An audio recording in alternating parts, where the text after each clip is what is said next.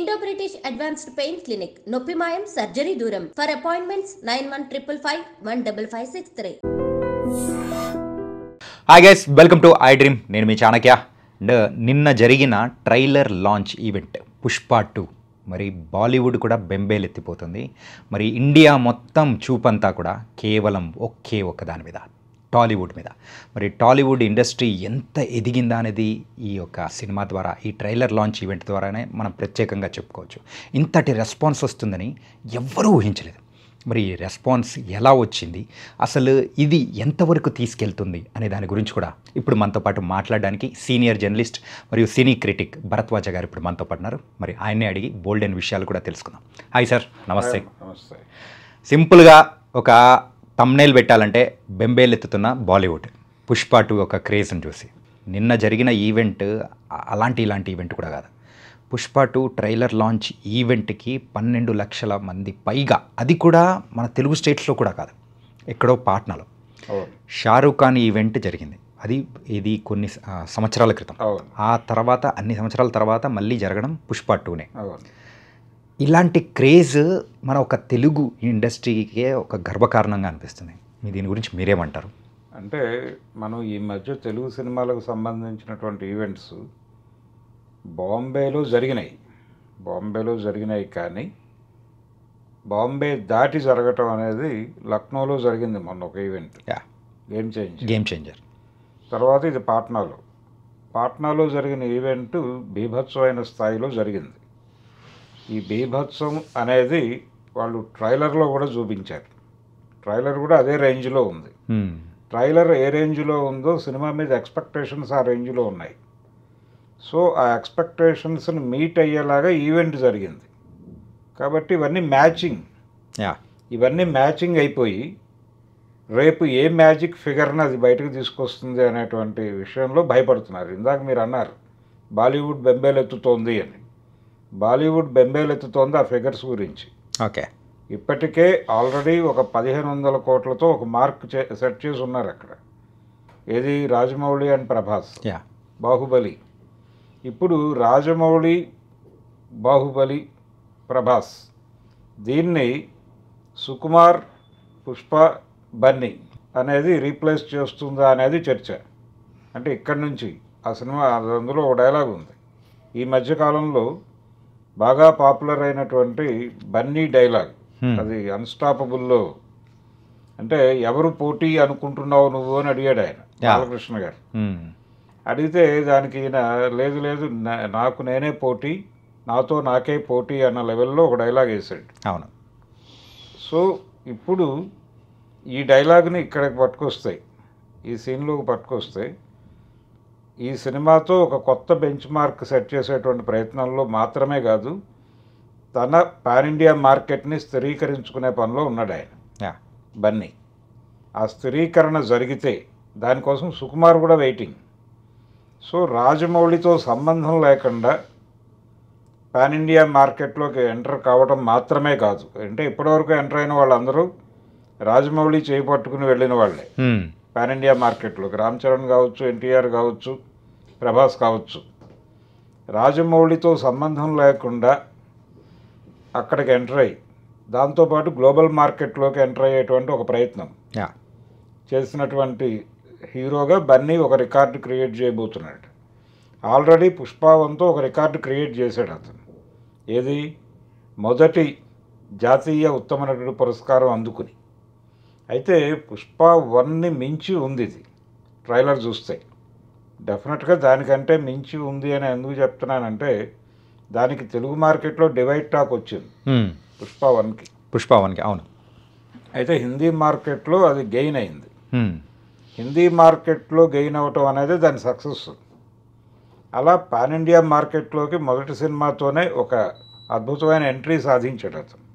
ఎప్పుడైతే అది హిందీలో రిసెప్షన్ బాగుందో తెలుగులో మార్కెట్ సెట్ అయింది పుష్ప 1కి. ఆ డివైడ్ టాక్ పక్కకి వెళ్ళిపోయింది. తర్వాత దానికి ఒక రకమైనటువంటి ఇంటర్నేషనల్ మార్కెట్ క్రియేట్ అయింది. మీరు చూస్తే అనేక దేశాల నుంచి ఆ పాటకి డ్యాన్స్ చేస్తూ మూమెంట్స్ మనకి సోషల్ మీడియాలో వీడియోస్ రూపంలో అందరూ పెట్టారు, రీల్స్ చేశారు. విపరీతంగా పోస్ట్ అయినాయి. దాన్ని బట్టి దాని రిసెప్షన్ ఏ లెవెల్లో ఉందో అర్థమైంది మనకి. ఇప్పుడు ఆ ప్లాట్ఫామ్ మీద 2 వస్తుంది కాబట్టి అవన్నీ రెక్టిఫై చేసుకుని వచ్చాడు ఆయన సుకుమార్. అంటే పార్ట్ 1 మీద వచ్చినటువంటి ఈ డివైడ్ టాక్ దగ్గర నుంచి మొదలు పెడితే ప్రతిదీ చూసుకుని దాన్ని అటువంటి ఇబ్బందులు ఇందులో రాకూడదు అనేది సెట్ చేసుకుని దానికి టైం తీసుకున్నాడు. అది ఇంత కష్టపడుతున్నాడు ఇతను, ఏమిటి ఏ లెవెల్లో ఉండబోతోంది అనేటువంటి రకరకాల సందేహాలకి సమాధానం చెప్పింది అది ట్రైలర్. ఇంతకుముందు టీజర్లు వదిలేరు వాళ్ళు, అవేవి కూడా ఈ లెవెల్ ప్రామిసింగ్గా లేవు. కానీ నిన్న పాట్నాలో వాళ్ళు అన్ని లక్షల మంది మధ్య రిలీజ్ చేసినటువంటి ట్రైలర్ ఆ ఈవెంట్కి ఏమాత్రమూ తగ్గలేదు. అది నిజంగా ఏమాత్రమూ తగ్గలేదు. అది డెఫినెట్గా ప్రవోకింగ్గా ఉంది, చాలా రెచ్చగొట్టే విధంగా ఉంది. ఈ సినిమా తక్షణం చూడాలనేటువంటి ఒక మూడ్ క్రియేట్ చేసేదిగా ఉంది. అది దాని success. So Allu Arjun conquer చేయబోతున్నాడు అనే ఒక కాన్ఫిడెన్స్ని ఇచ్చింది ఫ్యాన్స్కి మాత్రమే కాదు, ఆడియన్స్కి కూడా. ఇది భయాన్ని రేగెత్తించింది. మీరు ఇందాక అన్నట్టుగా బాలీవుడ్లో ఇంకొక జంట వచ్చేస్తుంది, ఇంకో డైరెక్టర్ వచ్చేస్తున్నాడు, ఇంకో హీరో వచ్చేస్తున్నాడు, ఏంటి పరిస్థితి అని. కాబట్టి అదైతే సెట్ అయిపోయింది పుష్ప 2కి. ఇప్పుడు నేను ఒక విషయం అడుగుదాం అనుకున్నాను సార్. బాలీవుడ్ ఇలాంటి హై రేంజ్ మూవీస్ కానీ లేకపోతే ఇంత యాంటిసిపేటెడ్ అందరికీ నచ్చే ఒక యూనివర్సల్ కాన్సెప్ట్ని తీయలేకపోవడానికి గల రీజన్స్ ఏంటి? అక్కడ మనం సక్సెస్ కావడానికి గల రీజన్స్ ఏంటి? అంటే వాళ్ళు చేశారు కదా గతంలో, కానీ అందరికీ నచ్చలేదు కదా. ఎందుకు నచ్చలేదు? డాన్ సినిమా తెలుగు రాష్ట్రాల్లో మచిలీపట్నం లాంటి చోట్ల కూడా 100 రోజులు ఆడింది కదా. అది ఒకప్పుడు, కానీ ఇప్పుడు ఆడింది కదా. ఆడింది, వాళ్ళ మ్యాజిక్ వర్కౌట్ అయింది ఇక్కడ కూడా. ఈవెన్ హీరో సినిమా ఏది సుభాష్ గై హీరో కూడా ఇక్కడ 100 days సెలబ్రేషన్ చేసుకుంది కదా. దాని తర్వాత విక్రమన్ చేశారు తెలుగులో, కానీ ఆ సినిమా 100 days సెంటర్లు ఉన్నాయి ఉమ్మడి ఆంధ్రప్రదేశ్లో. కాబట్టి హిందీ సినిమాని మన వాళ్ళు చూడలేదు అనేది కరెక్ట్ కాదు, కానీ వాళ్ళు జాతీయ మార్కెట్ని రూల్ చేశారు ఒకప్పుడు. అదే వాళ్ళ స్ట్రాంగ్ పాయింట్ కదా. అంటే తెలుగు సినిమా తెలుగు మార్కెట్ వరకే పరిమితమై ఉంది అప్పుడు. హిందీ సినిమాకి నేషనల్ మార్కెట్ ఉంది, దీంతోపాటు వాళ్ళకి అబ్రాడ్ మార్కెట్ కూడా ఉండేది. అలాగే తమిళ సినిమాకి సౌత్ మార్కెట్ ఉండేది, తెలుగు సినిమాకి కేవలం తెలుగు మార్కెట్టే ఉండేది. అందుకనే ఎన్టీ రామారావు గారికి ఇచ్చే రెమ్యూనరేషన్ కన్నా ఎంజీఆర్కి ఇచ్చే రెమ్యూనరేషన్ ఎక్కువ ఉండేది. ఎంజీఆర్కి ఇచ్చే రెమ్యూనరేషన్ కన్నా అమితాబ్కి ఇచ్చే రెమ్యూనరేషన్ ఇంకా ఎక్కువ ఉండేది. ఈ రెమ్యూనరేషన్ డిసైడ్ చేసింది మార్కెట్టే. తెలుగు సినిమా తెలుగు రాష్ట్రాల నుంచి బయటకు వెళ్ళటం అనేది మొదలైంది ఎన్టీఆర్తో. ఏ సినిమా అది? ఆయన చేసినటువంటి అంటే విశ్వేశ్వరరావు గారి బ్యానర్లో దేశోద్ధారకులు అనే సినిమా చేశాడు ఆయన. అది ఆయనకి మొదటి సోషల్ కలర్ సినిమా. ఎందుకు కలర్లో చేస్తున్నావు సినిమా, అనవసరంగా పెద్ద పెద్ద సెట్లు వేస్తున్నావు, బాంబే నుంచి టైలర్లను తీసుకొచ్చి బట్టలు కుట్టిస్తున్నావు, ఎందుకు వచ్చిన ఖర్చు, ఇదంతా రిటర్న్స్ రాదు నీకు అన్నాడు ఆయన. ఎన్టీఆర్ లేదు, నా వ్యూహం వేరే ఉంది, మీరు మాట్లాడకండి అన్నాడు ఆయన. అది కొంచెం లావిష్గా చేశారు ఆ సినిమాని. చేస్తే ఆయన టార్గెట్ ఏమిటి, తెలుగు వాళ్ళు ప్రపంచంలో ఎక్కడుంటే అక్కడ సినిమా వేయాలనుకున్నాడు, వేశాడు, హిట్ అయింది. జనరల్గా ఎన్టీఆర్ సినిమాకి వచ్చే రెవెన్యూ కంటే ఎక్కువ డబ్బులు కలెక్ట్ చేసింది అది. అట్లా అంటే క్వాలిటీ సినిమా తీయాలంటే బడ్జెట్ పెరగాలి, ఆ బడ్జెట్ రిటర్న్స్ రావాలంటే మార్కెట్ పెరగాలి. ఇది సూత్రం. ఈ సూత్రం మీదే రాజమౌళి గేమ్ మొదలుపెట్టాడు. మొదలుపెట్టి ముందు ఇండస్ట్రీలో తనకి కాన్ఫిడెన్స్ రావాలి, తన మీద కాన్ఫిడెన్స్ రావాలి ఇండస్ట్రీకి. అందుకని ఒక టెస్ట్ డ్రైవ్ చేశాడు ఆయన, అదే మగధీర. మగధీర సక్సెస్తో ఆయన ప్రూవ్ చేసుకున్నాడు, అంటే ఈ స్కేల్ సినిమా నేను చేయగలను అని. అక్కడి నుంచి దాన్ని పునాదిగా పెట్టుకుని బాహుబలికి వెళ్ళాడు ఆయన. బాహుబలి ఎందుకు వెళ్ళాడంటే మీరు ఇందాక అన్నారు యూనివర్సల్ సబ్జెక్ట్ అని. అందుకని మొత్తం ఆయన నేషనల్ మార్కెట్ని దృష్టిలో పెట్టుకుని ఒక జానపద కథతో వెళదాం అనుకున్నాడు. ఆ జానపద కథ వర్కౌట్ అయింది ఆయనకి. దానికి కూడా ఒక పాత తెలుగు సినిమా పునాది ఉంది బాహుబలికి కూడా. ఎన్టీఆర్ జయసింహ సినిమానే బాహుబలి. ఓకే. ఎన్టీ రామారావు గారి సొంత బ్యానర్లో వచ్చిన 3వ సినిమా జయసింహ. అదే కథని కొంచెం మార్పులు చేసి బాహుబలి అన్నారు, జనం చూశారు. అది పాన్ ఇండియా మార్కెట్ క్రియేట్ చేసింది. అయితే హిందీ మార్కెట్ని కాంకర్ చేసే కార్యక్రమం మన వాళ్ళు 50ల నుంచి చేస్తూనే ఉన్నారు నిరంతరం. అంటే పాతాళ భైరవ్ సినిమా వెళ్ళింది అక్కడికి, బాగానే డబ్బులు చేసుకుంది, అయిపోయింది. తర్వాత భానుమతి ఇప్పుడు శత జయంతి సంవత్సరంలో ఉంది ఆవిడ. భానుమతి గారి శత జయంతి సంవత్సరంలో ఉన్నాం మనం ఇప్పుడు. ఆవిడ డైరెక్ట్ చేసినటువంటి సినిమా చండీరాణి 53లో వచ్చింది. అది ఎన్టీఆర్ హీరోనే. ఆ సినిమా హిందీలో చేశారు, తెలుగు తమిళ్ హిందీలో చేశారు. అది హిందీ మార్కెట్లోకి వెళ్ళింది సినిమా. ఇక్కడ ఘంటసాల గారు పాడారు, అక్కడ తలత్ మహమూద్ పాడారు, పాటలు హిట్టే. ఆ తర్వాత పాన్ ఇండియా లెవెల్లో సినిమాలు చేయటం అనేది ఎందువలనో తగ్గింది, పట్టించుకోలేదు. అయితే మన డైరెక్టర్లు వెళ్ళారు అక్కడ, ఇక్కడ నుంచి డైరెక్టర్లు వెళ్ళి తెలుగు సినిమా రీమేక్స్ చేసేవాళ్ళు అక్కడ.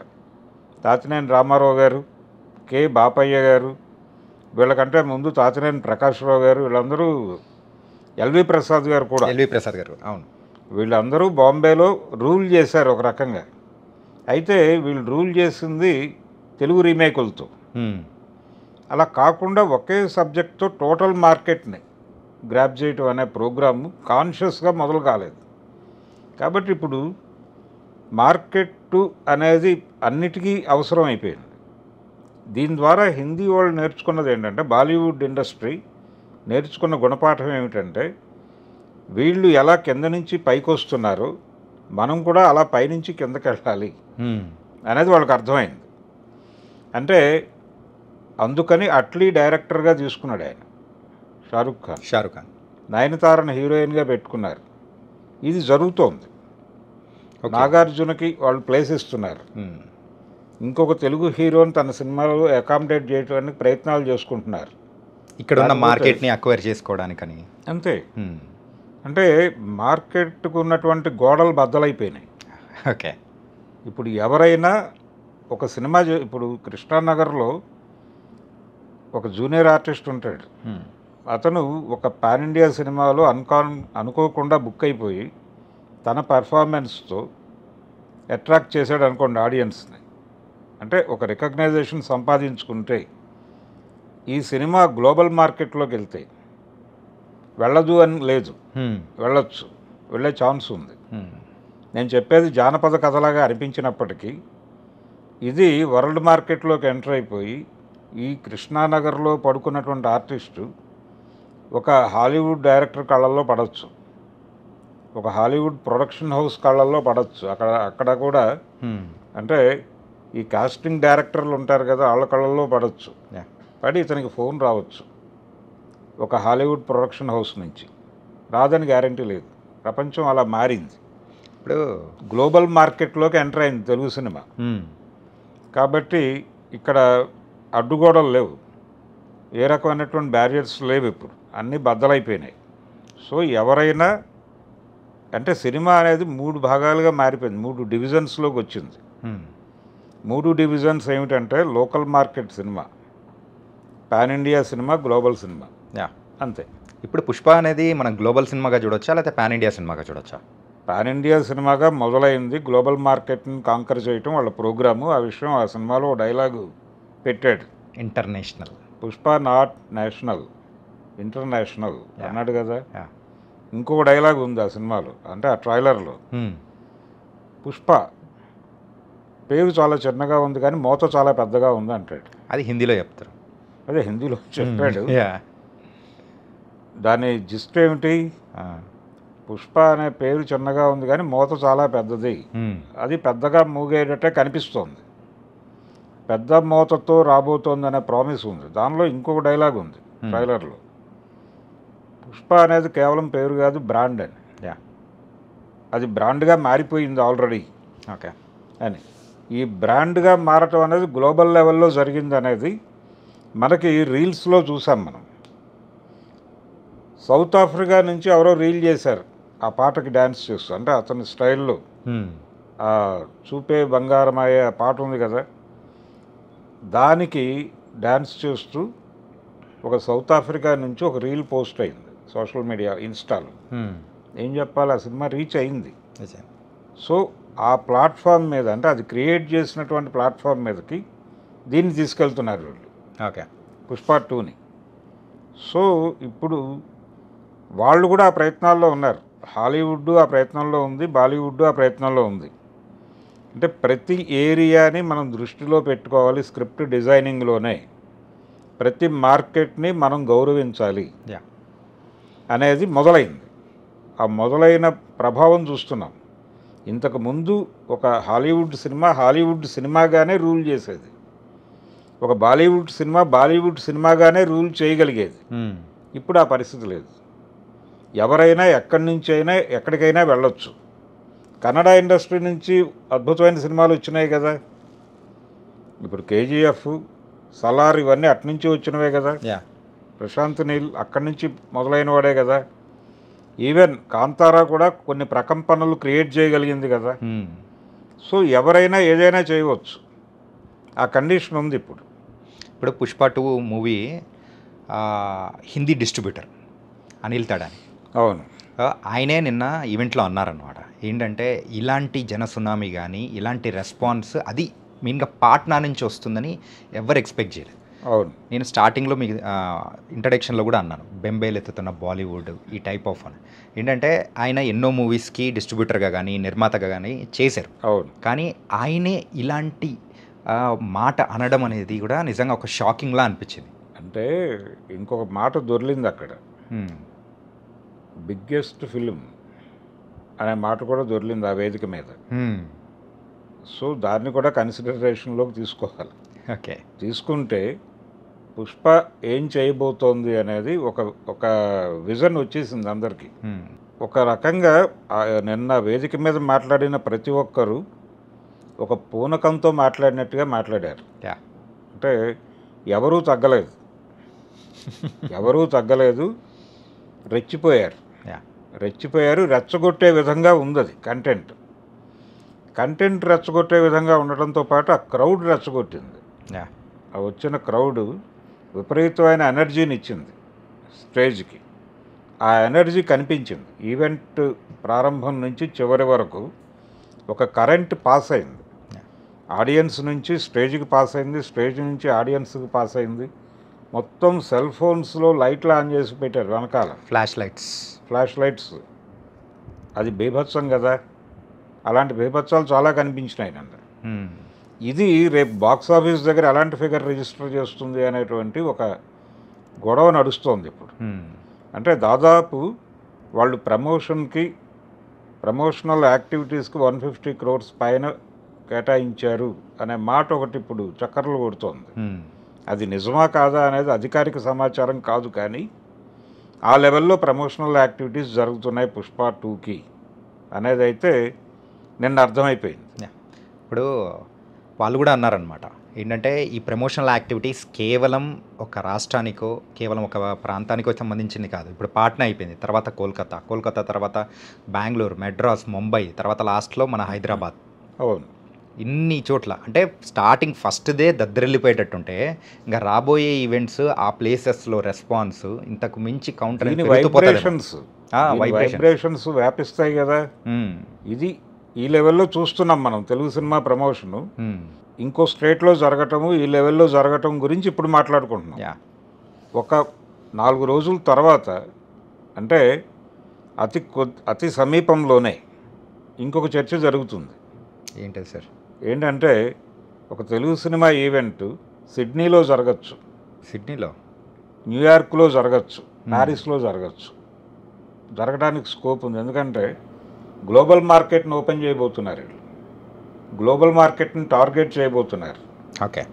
కాబట్టి అంటే మహేష్ బాబు సినిమా టార్గెట్ అదే కదా. ఆయన 1200 కోట్లు పెడతానంటున్నాడు గ్లోబల్ మార్కెట్ కోసమే. 1000 కోట్లు 1200 కోట్లు అంటున్నాడు. ఆ తర్వాత హాలీవుడ్ ఎంట్రీ. ముందు తనకంటూ ఒక మార్కెట్ని క్రియేట్ చేసుకున్న తర్వాత ఆ మార్కెట్ని చూపించి ఆయన హాలీవుడ్ సినిమా చేస్తాడు రాజమౌళి. అది ప్రోగ్రామ్. ఓకే. సో ఆ ప్రోగ్రాంలో భాగంగా 1000 కోట్లు 1200 కోట్లు, అది కూడా అధికారిక సమాచారం కాదు, స్పెక్యులేషన్ అయి, కానీ అది రోల్ అవుతోంది, సర్క్యులేట్ అవుతోంది. సో రేపు పొద్దున దాని తాలూకా ఈవెంట్స్ లేకపోతే ఈ పుష్ప టీమ్ ఇది నెక్స్ట్ స్టెప్ అక్కడే అంటున్నారు. గ్లోబల్ మార్కెటే మా టార్గెట్ అనే విషయం చెప్పాడు ఆయన. కాబట్టి తెలుగు సినిమా ఈవెంట్స్ న్యూయార్క్లో జరగచ్చు, ఫస్ట్ ఈవెంట్ అక్కడే జరగచ్చు, లేకపోతే మరొక చోట న్యూ జెర్సీలో జరగచ్చు, సిడ్నీలో జరగచ్చు, ఎక్కడైనా జరగచ్చు. కాబట్టి దానికి ప్రిపేర్ అవ్వాలి. దానికి ప్రిపేర్ అయ్యి దాని గురించి మాట్లాడుకునే ఒక సందర్భం అతి త్వరలోనే రాబోతోంది అనేది. అంటే మొన్న తెలుగు మీడియాని తీసుకెళ్లారు, లక్నో తీసుకెళ్లారు, పాట్నా తీసుకెళ్లారు, రేపు విమానాల్లో అక్కడికి కూడా తీసుకెళ్లాల్సిన పరిస్థితి వస్తుంది. సో తెలుగు సినిమా ఎదుగుదల అనేది ఆ లెవెల్కి వెళ్తుంది. రెమ్యూనరేషన్లు కూడా పెరుగుతున్నాయి కదా. అవును, ఇప్పుడు ఈ సినిమాకి సంబంధించిన రెమ్యూనరేషన్స్ గురించి ఒక చర్చ జరుగుతోంది బయట. ఓకే, ఏది పుష్ప 2కి సంబంధించి అల్లు అర్జున్కి 300 కోట్లు ఇచ్చారు అని చెప్పి ఒక రూమర్ నడుస్తోంది. అవును, కొన్ని వెబ్సైట్స్లలో కూడా మనం బాగా చూస్తున్నాం. అది వాస్తవం అయి ఉండొచ్చు, కాకపోవచ్చు, అది వేరే గొడవ. కానీ ఆ లెవెల్ స్పెక్యులేషన్కి స్కోప్ ఇచ్చింది ఇది. నిన్న జరిగిన ఈవెంటు, అలాగే ఆ సినిమా ట్రైలర్ చూపించినటువంటి స్కేలు, అవి రెండు ఈ స్పెక్యులేషన్కి అవకాశం కల్పించినాయి. కాబట్టి ఈ రెమ్యూనరేషన్లు ఈ రేంజ్ నుంచి ఇంకే రేంజ్కి వెళ్తాయి. ఇది వాస్తవం కూడా కావచ్చు. అంటే తెలుగు సినిమా రెమ్యూనరేషన్లు ఏ లెవెల్లో ఉండేవి ఒకప్పుడు పెద్ద హీరో, తెలుగులో నెంబర్ 1 పొజిషన్లో ఉన్న హీరో తీసుకున్న రెమ్యూనరేషన్తో పోలిస్తే ఇదేమిటి, ఈ మార్క్ ఏమిటి అనేది భయపెట్టే వ్యవహారం కదా. ఉదాహరణకు సీనియర్ ఎన్టీఆర్నే తీసుకుంటే ఆయన అఫీషియల్గా చివరి సినిమా నా దేశం అనుకుంటే ఆ తర్వాత కూడా ఒక 7-8 సినిమాలు చేశాడు ఆయన. కానీ రాజకీయాల్లోకి వెళ్ళటానికి ముందు ఆయన చేసిన సినిమా నా దేశం. ఆ సినిమాకి ఆయన తీసుకుంది అంతా కలిపి 25 lakhs. ఇప్పుడు రెమ్యూనరేషన్ 300 కోట్లు. అంటే 300 కోట్లు ఎక్కడ, 25 లక్షలు ఎక్కడ, ఎక్కడికి వెళ్ళిపోయింది తెలుగు సినిమా? 100 కోట్లు వసూలు చేస్తే చాలు అనుకున్నటువంటి తెలుగు సినిమా ఈ మధ్య 100 కోట్లు కలెక్ట్ చేయడమే చాలా గొప్ప విషయంగా మాట్లాడుకున్నాం కదా.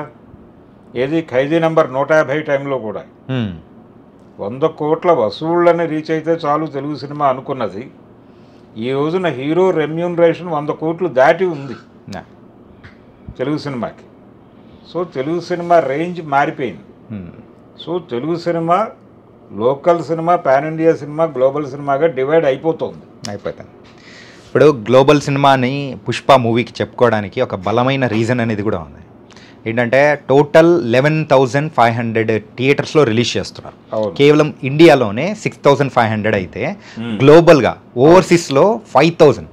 అంటే నేషనల్లో ఉన్న థియేటర్స్కి అండ్ ఓవర్సీస్లో ఉన్న థియేటర్స్కి పెద్ద వ్యత్యాసం ఏం లేదు. సరసమానం అయిపోతుంది. అంటే ఈ వ్యత్యాసం లేకుండా ఉండటానికి రీజన్ ఏంటంటే మీరు ఇక్కడ ఎలాగైతే అన్ని లాంగ్వేజెస్ కవర్ చేస్తున్నారు, దీని తాలూకా రిఫ్లెక్షన్ అక్కడ ఉంది. ఓకే, దీంతో పాటు ఇంగ్లీష్ వెర్షన్ రిలీజ్ చేస్తే పరిస్థితి ఏమిటి అనేది అప్పుడు హాలీవుడ్ కూడా భయపడుతుందా? అదే కదా పరిస్థితి. ఓకే, అంటే గతంలో ఒక ప్రయోగం జరిగింది తెలుగు నుంచి. మౌస్గాడ్ సినిమాని ట్రెజర్ హంట్ అనే పేరుతో ఇంగ్లీష్లోకి డబ్ చేసి కొంత మార్కెట్ చేశారు వాళ్ళు. ఓకే, ఆ రోజుల్లో అంటే ఇక్కడ ఒక హిందూలో పనిచేసేటువంటి జర్నలిస్ట్ రాండార్ గైతో రాయించారు డైలాగ్స్. ఓకే, రాయించిన దాన్ని హాలీవుడ్కి పంపించి అక్కడ ఒక స్క్రిప్ట్ రైటర్తో కరెక్షన్ చేయించుకుని దాన్ని డబ్ చేసి వీళ్ళు రిలీజ్ చేశారు. అది కొన్ని దేశాల్లో మంచి రిసెప్షన్ని సంపాదించుకోగలిగింది. ఓకే, సో అలాంటి ప్రయోగం మొదలైపోతే అది చేయటమే వీళ్ళ టార్గెట్. ఓకే, గ్లోబల్ మార్కెట్ని టార్గెట్ చేయటం అంటే ఇదే. అంటే ప్రపంచ భాషల్లోకి, స్పానిష్లోకి, ఫ్రెంచ్లోకి తోసేస్తే ఏంటి పరిస్థితి సినిమా? సో వాళ్ళని అట్రాక్ట్ చేసే ఎలిమెంట్స్ కూడా తెలుగు సినిమాల్లోకి వచ్చేస్తాయి. వాళ్ళు ఎలాగైతే వాళ్ళ సినిమాల్లో తెలుగు ఆడియన్స్ కోసం ఏదో ఒక ఎలిమెంట్ పెట్టాల్సిన పరిస్థితి ఏర్పడుతుందో అలాగే వీళ్ళు కూడా వాళ్ళని అకామిడేట్ చేసేటువంటి పరిస్థితి ఏర్పడింది. ఇదే గ్లోబలైజ్ అవ్వటం అంటే. ఓకే, సో గ్లోబల్ ఎకానమీలో ఉన్నాం మనం ఆల్రెడీ. మన దేశం 90లోనే గ్లోబల్ ఎకానమీలోకి ఎంటర్ అయిపోయింది, గ్లోబలైజేషన్లోకి. మార్కెట్ ఎకానమీలో ఉన్నాం మనం. సో ఇప్పుడు సినిమా గ్లోబలైజ్ అయింది. టోటల్ బిజినెస్ అనేది కూడా చూస్తే థియేట్రికల్గా 1,085 crores వరకు జరిగింది అని అంటున్నారు. అవును, ఓన్లీ థియేటికల్ రైట్స్ మాత్రమే. Only theatrical rights 1,085. అవును, ఇది నార్మల్ది కూడా కాదు. ఏంటంటే ఈ లెక్కను చూసుకుంటే ఒక హిట్ టాక్ అని పడిందంటే బొమ్మ 1500+. 1500+ వాళ్ళ టార్గెట్. అంటే ఆ 1500ని చెదరగొట్టాలి అనేది ప్రోగ్రామ్. ఇది బాహుబలి రికార్డు 2 రికార్డుని చేజ్ చేయాలి అనేది.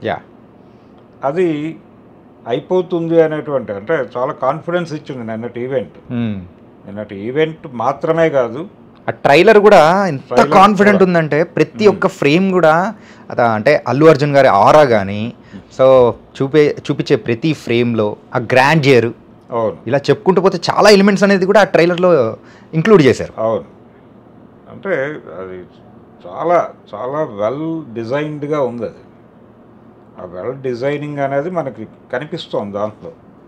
సో ఇది డెఫినెట్గా కాంకర్ చేయబోతున్నారు వీళ్ళు అనే కాన్ఫిడెన్స్ని ఇచ్చింది అది.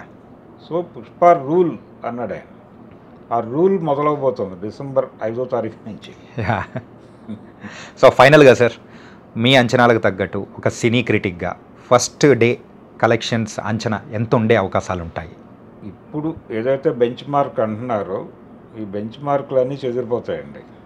ఫిగర్స్ చెప్పను కానీ ఈ బెంచ్ మార్క్ ఇప్పుడైతే ఏదైతే గ్లోబల్ లెవెల్లో, అంటే ఓవర్సీస్ మార్కెట్, మొన్న మనం దేవర సినిమా చూసాం. దేవర సినిమా ఇది అబ్రాడ్లో మంచి ఓపెనింగ్తో మొదలైంది, దాన్ని బీట్ చేస్తుంది. ఓకే, ఆల్రెడీ మొదలైపోయింది, ఆల్రెడీ నిన్న రాత్రికి వార్తే క్రాస్ అయిపోతుంది అని. కాబట్టి హిందీ మార్కెట్లో రిసెప్షన్ బాగాలేదు దేవరికి, దీనికి హిందీ మార్కెట్లో రిసెప్షన్ అద్భుతంగా ఉంది. సో ఇవి అన్నీ కౌంట్ అయ్యే ఇప్పుడు మీరు ఇందాక చెప్పినటువంటి ఫిగర్ ఈ 1000 crore క్రాస్ అయింది అనేది.